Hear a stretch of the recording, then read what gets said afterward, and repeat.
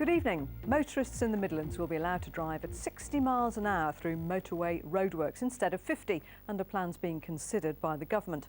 The scheme's currently being trialled on a stretch of the M1 in Yorkshire, but it could be rolled out across the region's 450-mile motorway network next year.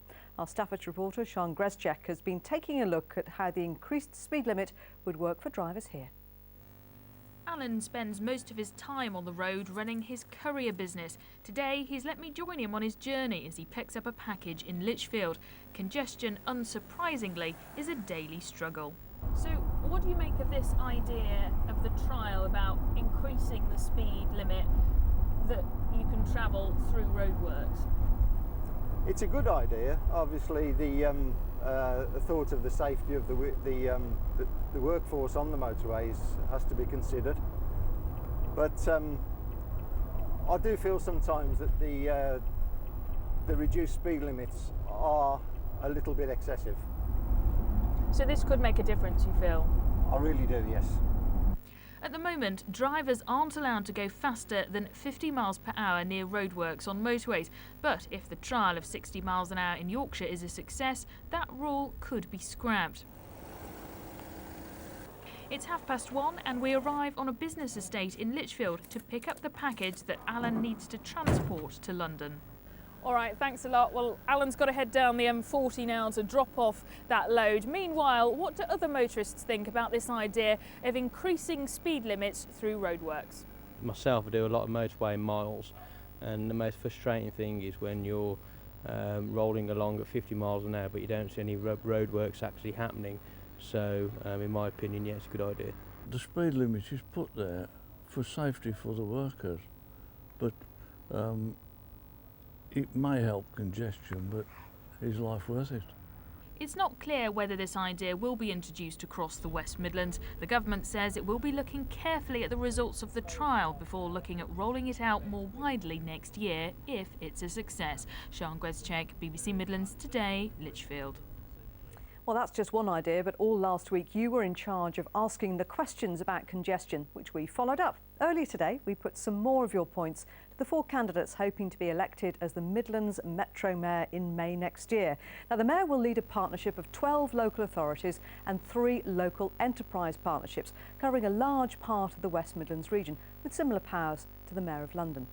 Now, even if you don't live in those particular areas, the decisions the Mayor makes are likely to have a big impact on you. So I asked them for their top priority to beat congestion. I'll deliver a serious transport plan to keep the West Midlands moving. It will focus on investment in an airport to meet our global ambitions. It'll link together trains, trams and buses with far more investment into these modes of transport than has been seen in the last 30 years. In short, it'll eradicate congestion. We need to take back control of our own transport system from London, make the M6 toll free so that people just passing through the West Midlands stop clogging up our roads, and make our trains and buses cheaper, cleaner, safer and better connected so that people want to use them. 2/3 of all journeys in the West Midlands are by car. That is simply unsustainable in a successful economy.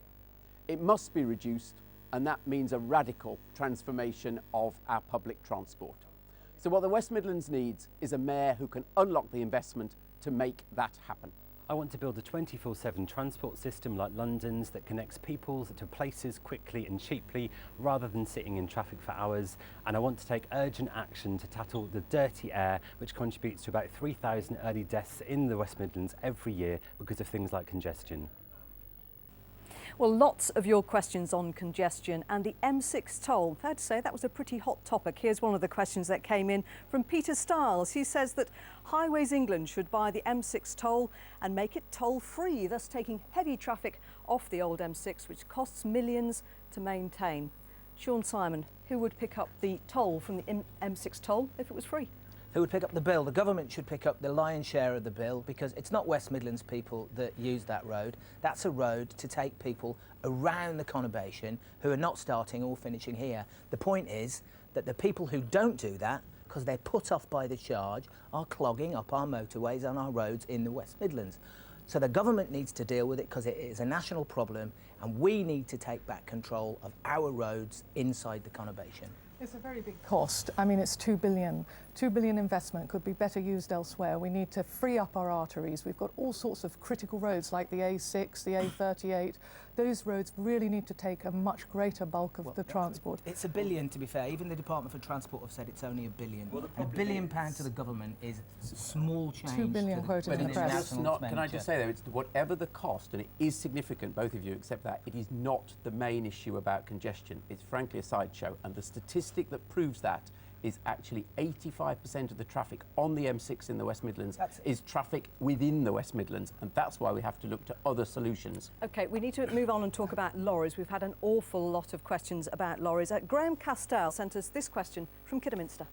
I believe that a simple, quick, cost-effective solution would be to restrict heavy goods vehicles to the inside lane only, obviously except in cases of emergency. Beverly Nielsen, practical solution? Well, I think actually we need to be more flexible. I think we need to look at demand-led solutions. I think we need to look at actually getting lorries into the city centres to load and unload earlier in the morning. So I think that actually the key thing here with all of this is looking at the solutions in the whole. The problem is if we just start to look at one thing, there are a lot of knock-on impacts, and that's what we want to avoid. That's what causes the problems. What impact would this have on businesses, Andy Street?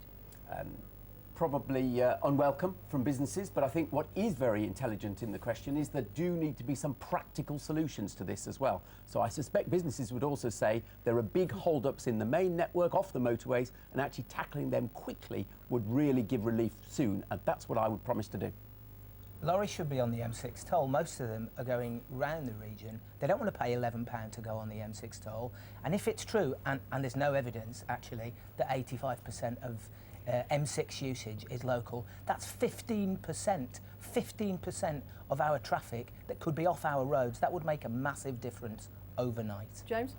I think we have to look at solutions creatively. For example, on rail and also on canals, we're massively underusing the capacity. Can we actually take them off the roads in general and do something else? OK, well, you talk about coming off the roads. We have had a number of questions about public transport and trains in particular. This one from Sue Evans in Stafford. Now, Sue says, my friend and I travelled to Birmingham last Saturday. The train was ram-packed throughout. To say it was unsafe was an understatement. And she signs herself an unhappy rail passenger and won't be using the trains at a busy time again. Andy Street, you told the Tory party conference in Birmingham just a couple of months ago that you didn't think the West Midlands gets a fair share of transport spending. You pledged to fight for more. Yep, spot on. So I'm happy to repeat that. So we actually get 1/7 the sum of every Londoner. That is not sustainable. And let's give some encouragement, though. A beginning of a solution is already emerging. So the Combined Authority and the negotiation that I was part of has delivered £1.6 billion for public transport. That is an unprecedented sum, and that will be for new train lines and improvements to existing train lines. But we carry on fighting for more. It's still way too little, though, isn't it? Exactly. And actually, we've had 30 billion less investment in the last 9 years in the Midlands compared to London. Both main parties have actually done far too little in this area. We are being affected through our competitiveness, through the quality of life, and through the ability of people just to move around this region. Andy, your party have really let us down, and I'm afraid yours have too, I don't Sean. agree, Beverly. The £1.6 billion that has been secured purely for public transport is unprecedented. But the problem Conservative is all the money government we've gave us lost still too through little, Andy. not renationalising the railways, and the money private companies who run our railways are taking away rather than reinvesting back in, so we can have more frequent services and more carriages on the trains. So you say renationalise, would that be your answer? We need to lobby for that as mayor, absolutely. Sean Simon, would you agree with that? We need more trains, we need better trains, and crucially, we need control of our own transport system. How? How do you do that? Actually, both of the big parties have been poor at devolution over the last 20 or 30 years. Now is the time, finally, with this election in May, for us to take control of our own place, start organising our own transport system, because we can make these decisions better. That was almost a take back control. We've heard that somewhere before, haven't we? Going to move on to the final subject, home working. Lots of people trying to come up with some innovative ideas to ease congestion. This came in from Catherine Faulkner, who said the government should encourage private industry to consider alternative working patterns and means. Would working from home, at least for part of the week, be feasible, for instance? James Byrne, is that feasible? Absolutely. There's some really fantastic new technology out there which actually recreates a virtual working environment. So you log in, rather than just a chat, to have your team members on the screen with you, talking with you, to have that also accountability, those chats you'd have around the coffee cooler. And actually, if we can make it so people have to travel less, their quality of life increases and congestion decreases, it's a win-win. So the government has to invest in this kind of technology. You all seem to be nodding in agreement, but we're talking about changing people's behaviour here, and that's not easy, is it, Beverly? No, it isn't. And actually, I'd like to go back to Transport for West Midlands is really critical in this, because if we are going to have control of our own system, look at how we link it together, how people working from home can come into offices or meetings when they need to, then it's really important that we give them the resource and the investment that they need. Look what Transport for London has achieved. Over 50% of people go into work in London on public transport. 60% here are travelling by car. I mean, I agree, that's great when we can do it, but let's not forget, in the real world, what we're actually faced with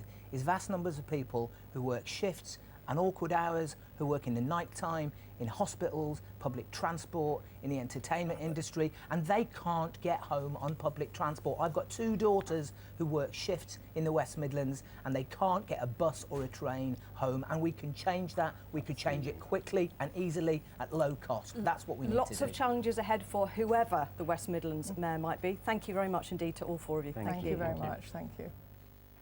And thanks to all of you who sent in questions. And if you have an idea for a topic that you'd like us to follow up on your shout in the future, then please do let us know.